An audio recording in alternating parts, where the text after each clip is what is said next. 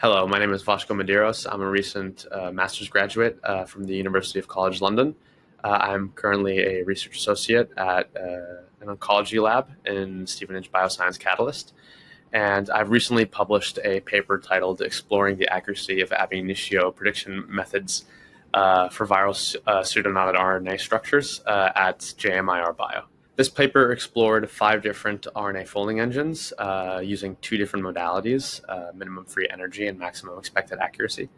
And we tested these folding engines against a catalog of 26 already pre-experimentally determined shorthanded viral pseudoknotted RNAs that are roughly 20 to 150 nucleotides long.